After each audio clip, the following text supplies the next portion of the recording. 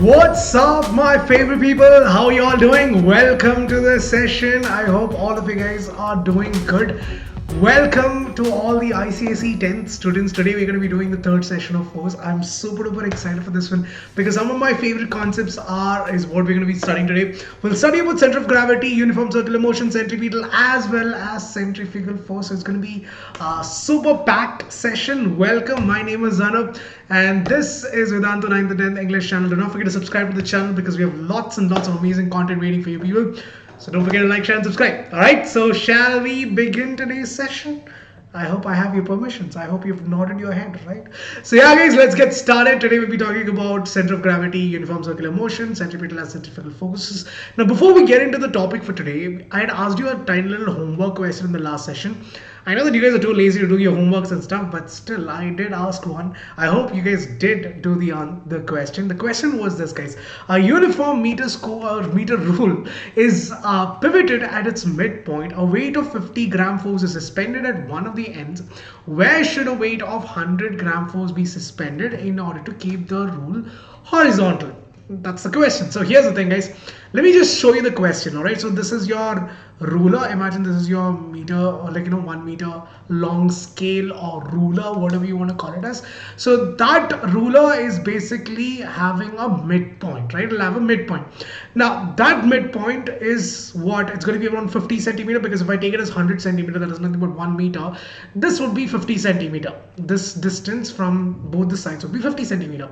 So this weight of 50-gram force is suspended at one of the ends. So this is 50-gram force which is suspended at one of the ends. So the distance from the pivoted end is basically 50 centimeter. All right, so from the midpoint it is pivoted at 50 centimeter away from the midpoint, which is nothing but 50-gram force. You're asked to find out what would be the distance from the midpoint if I have to suspend a weight of 100-gram force. You are supposed to find out what is this distance. That's all. Simple. So here's the thing, guys. Once again, you're going to use principle of moments at equilibrium, where left hand side or clockwise moment should be equal to anti-clockwise moment. This is my anti-clockwise moment and this is my clockwise moment. So the moment of force by the clockwise moment should be equal to the moment of force by the anti-clockwise moment. So what is it that means? That it is nothing 50 into 50, which is something 50-gram force into 50 centimeter, is equal to 100 into x. My clockwise moment should be equal to anti-clockwise moment. So what is that? That is 25,000 or 2,500 is equal to 100x. So x is equal to 2500 divided by 100, which would give you 25 centimeter from the center. Voila, that's it, guys. Super easy question, no? So yeah, guys, this is how you solve these type of questions, and you can expect these kind of questions in your board exams as well, in your pre-boards as well. So please do practice. All right, I hope you guys did. If you did not, try this question out again, erase it from your memory. Like that Men in Black, they have this thing, right, where they flash themselves and they forget everything. Like, take your phone or turn on the flash, erase the memory. I know, lame joke, I know. Anyways, so let's get started. All right, so let's talk about center of gravity. Now, how many of you guys have been to a circus before? Some of you guys did. Some of you guys have seen it on TV or have never been to a circus before, because it's not that very common these days. Now, if you've ever been to a circus before, or if you've ever seen people doing all these kind of acrobatic before, you see that they are able to balance their body on a very thin string of a very thin rope, or they're able to balance things on their head. How are they able to do that? Like, do they have superhuman abilities? Not really. It's actually basic science. Now, how is it related to science? Let's talk about it. Say, if I take any body, any object for that matter is attracted towards the center of the earth. That we know is nothing but your gravitational force. So what is happening is that any object that you take, whatever object it is all attracted towards the center of the earth, which is because of the gravitational force. Now this force acting on the body is what is called as weight. Any object for that matter, even if I talk about this mouse, the earth is trying to pull this mouse towards the center of the earth, and that is what is called as weight. The force on every single particle because of the gravitational force is what is called as weight. Earth is trying to pull everything towards the center. this force on any object is, there is a certain point on any object for that matter, sorry about that, on any object for that matter, there is a particular point where the entire weight of the object is acting. Now what is weight? If you remember in your lower grades, you'll probably studied what is weight. Weight is nothing but mass into acceleration due to gravity, right? So any object for that matter would be experiencing some acceleration to gravity because Earth is trying to pull it towards the center. So there is a point on the object, there is a point on every single object where the entire gravitational force or entire weight of the object is said to be concentrated. That point on any object is what is called as center of gravity. Simple as that. So a point on the object, where the entire weight of the object is set to concentrate, that is nothing but your center of gravity. Alright guys, now for example, if you talk about a rectangular block, or if you've ever seen people rotating the book, how are they able to do that? Because the center, the geometric center of the rectangular column, or rectangular, not column, sorry, a rectangular book or a rectangular a wooden board is at the geometric center, and that center of gravity is where the entire weight is acting. So if you apply a force in the opposite direction, you're able to balance it. As simple as that. So yeah guys, now any object for that matter would have its own center of gravity. Again, depending on what is the shape of the object, the center of gravity might differ. It might be sometimes, like for example, if you have an irregular structure, the center of gravity might not be exactly at the geometric center. It might be a little, it might be a little weird. Sometimes it can even lie outside the body as well. That is also a possibility. So you'll be studying more about it in your higher grades as well, guys. But yeah, for now, you just need to understand so much. Now, the one thing you have to understand is this, guys. The moment of force, again, just like what we have studied about principle of moments and equilibrium, here also the moment of force at the right hand side should be and must be equal to the moment of force created by the left hand side. That is where when the body is going to be balanced. Otherwise it's not. It has to be balanced, and in order to balance it, in order to find out the center of gravity, or in order for you to claim it as the center of gravity, the moment of force acting on the left hand side or clockwise moment should be equal to the anti-clockwise moment. So mathematically, the center of gravity at any point, or on an object at any point, is where the torque acting on it is zero, or the sum of moments is said to be zero. Mathematically it has to be zero, or otherwise what? Otherwise even the slightest force acting on any of the sides would basically cause it to rotate about the axis, which is not ideally what you want, right? So yeah guys, for example, if you talk about any geometric structure, for majority of the geometric structures that you have, a regular structure would have the geometric center, and that geometric center, if you find out, that geometric center would be the center of gravity as well. For example, if you have a circle, the center of the circle is your center of gravity as well. The triangle, so if you draw from the midpoint of all the sides, if you draw a straight line connecting to the vertex, so if you from the vertex, if you just draw a straight line connecting to the midpoint of the opposite side, all those three lines will intersect at a point, and that is nothing but your center of gravity. Now one more thing is this, guys. Here they're talking about center of mass for some reason. See guys, here's the thing. Center of mass is nothing but that point on the body where the entire mass is set to concentrate. Alright, just like center of gravity, where the entire weight is set to concentrate at that particular point, center of mass is nothing but that point on the object or on that body where the entire mass of the body is set to be concentrated. Now, you have to understand this, guys. For most objects, the center of gravity and the center of mass lies on the same point. I know, fascinating, right? Going over your head? It's quite simple. So for most bodies, especially when you talk about regular shaped bodies, symmetric objects, in those kind of symmetric objects that you have, the center of gravity and the center of mass both lie on the same point. But then for irregular shaped objects, that might not always be the case. That it is not always necessary that center of gravity and center of mass must be at the same point. And to find out where the center of gravity lies on irregular shaped object, that requires a little bit more work than what you just did before. So what you do is, imagine this, guys. Imagine you have a irregular shaped object like this. So what you do is that you take a pin and a thread. Oh, I know, at the end of the thread, make sure that you have some weight on it, some sort of weight, just tie some weight onto it. And what you do is that you basically, what to say, suspend that thing, suspend the thread from the pin, just suspend it freely. So what you'll basically get a straight line, mark that line on the object. Then rotate the irregular shaped body once more, and then again do the same thing again. Connect the pin, just put the pin on top of the object, and then suspend that weighted thread on top of it. Again, you'll get a straight line and mark that. So when you do it several times, you'll get one particular point where all of these lines are intersecting, and that point, my friends, is where the center of gravity of an irregular shaped body lies. All right, so what you do it once again, guys. So what you do is that you suspend it freely, draw a straight line, and then again change the position of it. Once again, take the pen, take the weighted thread, and once again you just draw the straight line. When you do it several times, you'll find one particular point where the entire thing is meeting, and that point, my friends, is nothing but your center of gravity for an irregular shaped object. For a regular or for a symmetric object, it's quite simple. You just it is nothing but the geometric center. But here, the geometric center might not exactly be at the center, or you might not be able to get it at the geometric center.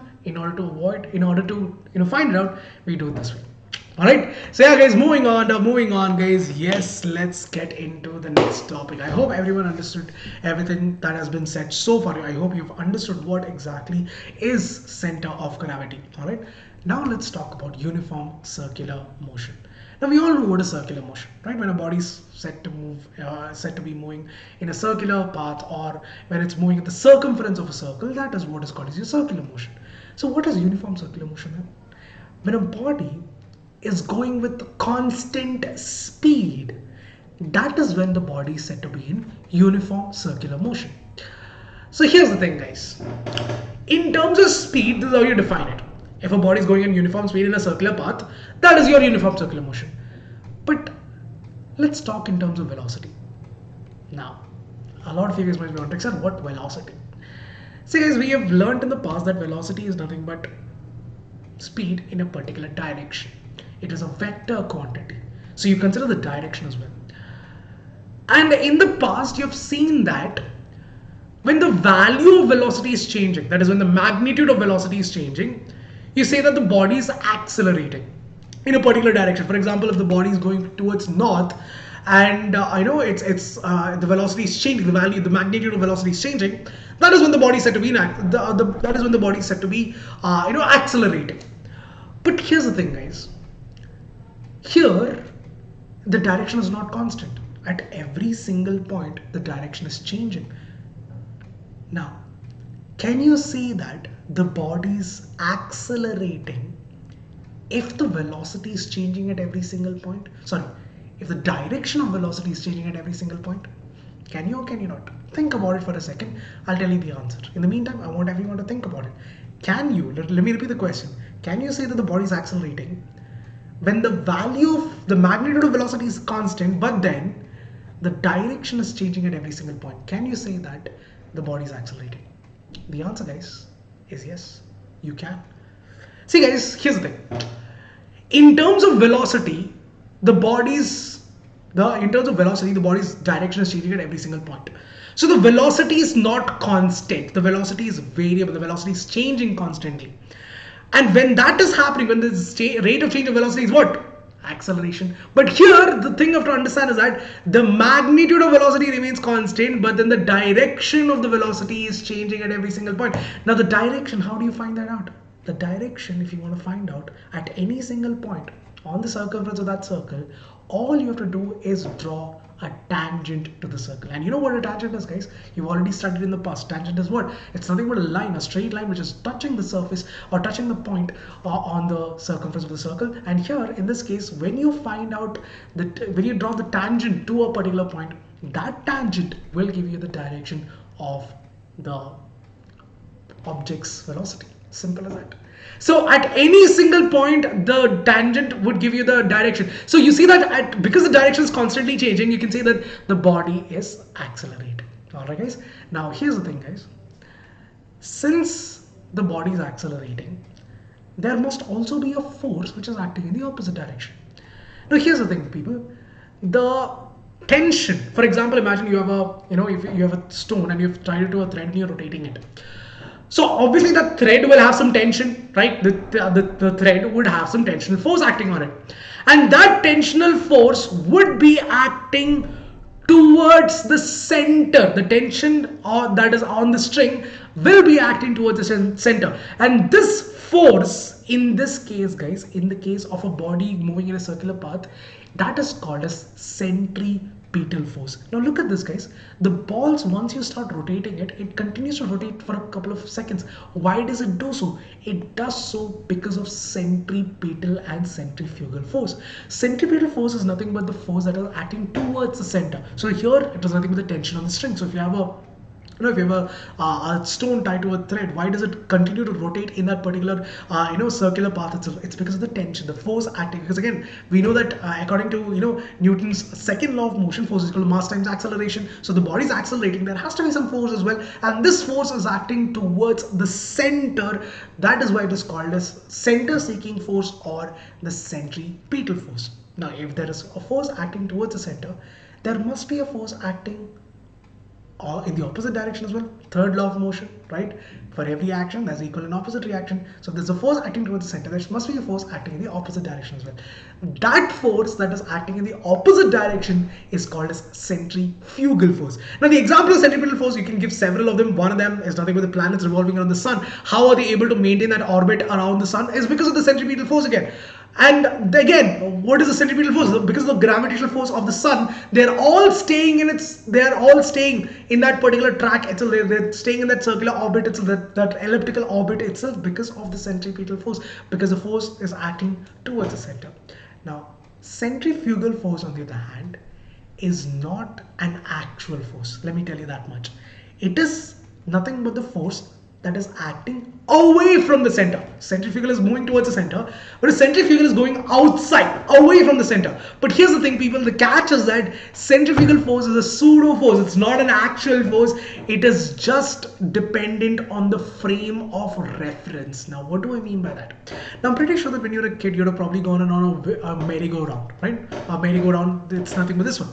Now, on a merry-go-round, if you are standing on the merry-go-round and you're rotating, if you continue to rotate, once it feels like you're getting pushed out, right? It feels like you're getting pushed out. So have you ever seen people fall off, like when they stop trying, they basically get thrown out of the merry-go-round? So that is your centrifugal force. According to you, when you are on the merry-go-round, you are experiencing a force outwards, which is nothing but the centrifugal force. But if you are the one standing outside and watching a person go round and round, for you, there is no force acting on him. According to you, there is no such force which is acting on the outwardly. There's no such force acting outwardly. But according to the person who's going around the merry-go-round, for him there is. So it is all about the inertia, the frame of reference, depending on with respect to what you're checking, this centrifugal force exists and sometimes it doesn't. But the fact is, guys, it is not an actual force. It is just a pseudo force, and that pseudo force is nothing but your centrifugal force. All right, and that, my friends, is the end of the topic for today. Let's solve some questions. But before we get into the questions, guys, if you want to study all these kind of topics in detail, in more detail, and you want to study all the subjects just like this one, on one of the best platforms, that is, you can also enroll into the Vedantu subscription courses. The link of that is given in the description right below. And also, guys, you can take up the Vedantu's improvement promise, which is nothing but this, guys. If you feel like you've taken up the courses and if you feel like there's no improvement, you don't see any improvement whatsoever, you can also claim the complete fee back. Yeah, guys, yes, you can claim the complete fee back as well. But before we get into all of that, let me tell you what are the advantages and disadvantages of each of these courses. So here's the thing, guys, you have unlimited live sessions, just like your YouTube platform. You can take unlimited number of live sessions. Live sessions are going on 24/7, and whenever you feel like studying, turn on the app and study for yourself. And yes, you will have quizzes Just like how we come live, you'll have quizzes, and these quizzes will also give you an opportunity to compete with the world and understand what are your weaknesses and what are your strengths. And also, guys, you have the replays of every single session. Yes, you will be getting the replays, and the replays are also such a way that you can actually take the quizzes while watching the replay and check out the leaderboards. Cool, right? And yes, people, you can download all the notes. Every single handwritten note is downloadable, so don't worry about that as well. We've got you covered. And also, people, to top it all off, every single session will not only have one teacher, but with the help of the master teacher, you'll also have the class teacher who will ensure that all of your doubts are cleared inside the class. It's an unlimited doubt solving and on-time doubt solving, right? Everything is cleared right there and then inside the class itself. And yes, you'll have assignments and tests also to make yourself aware of what are the exam patterns, what are the kind of questions that you can expect in your exams. All of that would be covered. All right. And yes, guys, unlimited number of micro courses like your NTSA preparations, your KVPI preparations, your Olympiads, and then you have your stress relief sessions, your breathing sessions, art and craft. Tons and tons of extra activities are also going on, so it's more or less like what you're missing out in school, you can get all of that over here in one single umbrella, and that's what Vedantu is here for. So yes, guys, how do you enroll to the courses, you might be wondering? It's quite simple. So what you do is basically, guys, since you are already watching the video, you're already you're already seeing it. So yeah, guys, first of all, subscribe to the channel, don't forget to do that, and also spread the word to your friends as well. So what you do is, guys, click on show more, go to this particular link which says that subscribe to Vedantu Pro right now. You can check out all the videos that has happened in the past over here. You can check out all the prodigy sessions that is going on over here for all the subjects. You can see that over there. So that link will directly take you to those videos. You can check those out as well. If you have any doubts in any of the topics, you can check that out. So you have to go to subscribe to Vedantu Pro right now. Click on this particular link. It will directly take you to the Vedantu website. This one link is enough for everything. It's like a one-stop link, one link for everything. All right. So what you do is, guys, click on edit. Go to whichever grade you're in, whatever syllabus you guys are following in school. So let's say you're in ICSEs, click on ICSE itself, so you can see all of the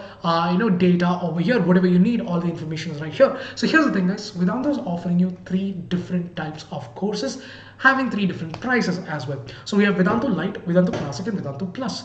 Now let me tell you what are the advantages and disadvantages. Vedantu Lite has everything that you need. All the basic features are definitely there. You have live interactive sessions, test series and assignments, and doubt solving inside the class is available, but there is no doubt solving outside the class. All right, so you cannot get your doubts solved in the app later outside the session. That is the only problem. Classic, however, has all of these. With that, you also have doubt solving outside the class also. So you can download the Vedantu app and get your doubts solved between 8 a.m. in the morning till 11 p.m. in the night. So whatever doubts you have, inside the class also you can get it solved. Outside the class also you can get it solved. Vedantu Pro Plus, on the other hand, has that, and you also have an additional feature that is nothing but the personal mentor. And the personal mentor is one personality, one person, one point of contact of all your academic needs. Whatever doubts you have, that person will be there from the start of the year till the end of the year to ensure that you are getting the best of best. Now it's not that without the personal mentor you can't succeed at all. No, I'm not saying that, but this is just an additional advantage. If you don't have any problem of money and you just want the best of the best, you can go with the Vedantu Pro Plus as well. So the price of it differs because the features are different. If you go for the Vedantu Lite, that's about 3,060 rupees per month, and the year-long program would be around 27,449 rupees. So automatically a coupon code is applied to it. So what you see is the discounted price.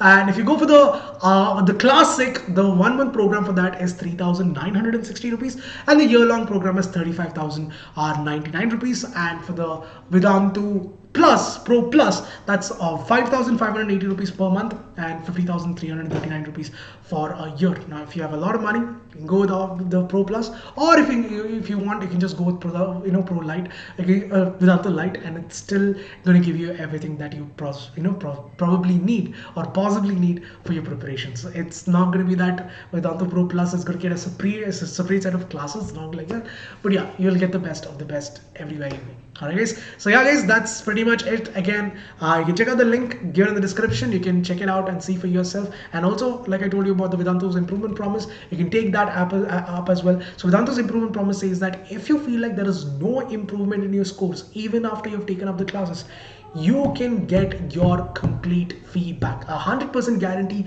of your complete feedback is what we're giving you. So yes, that is a kind of confidence that we have. But yes guys, we also have some requirements from you guys. You must attend the sessions, that's very very important, and you must also take up the assignments as well, because that is when we'll know that you have given your best. And if you feel like there's still no improvement, you can get the complete feedback. Alright guys, so that is Vedanta's improvement promise. Link in the description, check it out and see for yourself that what impact Vedanta can create on your life. And these, my friends, are the dates that the batch is starting now. If you just think about it for a second, just for a second now, it's 3,000 rupees, roughly about 3,000 rupees per month if you go for Vedanta Lite. So you're getting all the subjects. You're getting physics, chemistry, math, bio, English, as well as social science.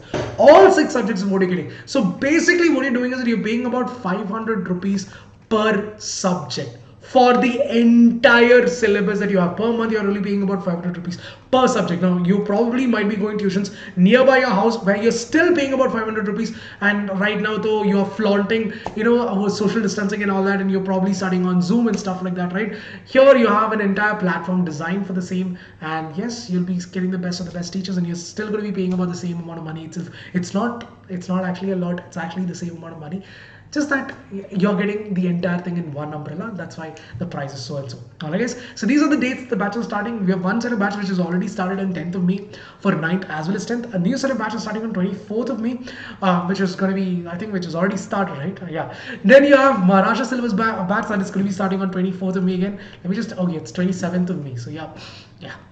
Makes sense. JEE batch is already started on 10th of May. Next batch is going to be starting on already started on 24th of May. NEET as well 10th as well as 24th of May. Now again guys, the batch has just started. It's only been 2 or 3 days, so don't worry about it. You can immediately join the batch right now. If you feel like you want to wait out and start all over again, you'll have to wait for a couple of days more again and then join in the next batch. Alright, but rather you can just join right now because it's only been 2 or 3 days. They've just started, so you can join those batches, right? So anyways guys, with all of that said, let's get into the quiz questions. Let's solve some quiz questions and see if you guys have really understood the topic or not. And if you have any doubts guys, let me know in the comment section and I'll see to it that I'll try to answer all those doubts as well. So let's get into the quiz time and solve these questions. Here's the first one. The center of gravity of a uniform ball is at the geometric center, at its bottom, at its topmost point, or at any point on its surface. Simple question, like EG PG 10 standard question. A center of gravity of a uniform ball guys would be at the geometric center. For a symmetric structure, I told you that the center of gravity would be at the geometric center. So here once again it is the right answer. Next one. The center of gravity of a hollow cone of height h is at a distance of x from the vertex, where the value of x is what? H by 3, h by 4, 2h by 3, or 3h by 4. I know. You must be wondering, what is this? Huh? What is this question? Alright, so here's the thing guys. Imagine this is the cone. From the vertex, which is nothing but the tip, the apex or the vertex, this is your height. From the height, what is the distance x where the center of gravity of the hollow cone lies? So here's the thing guys. For a hollow cone, from the base, the center of gravity or the geometric center is h by 4 from the base.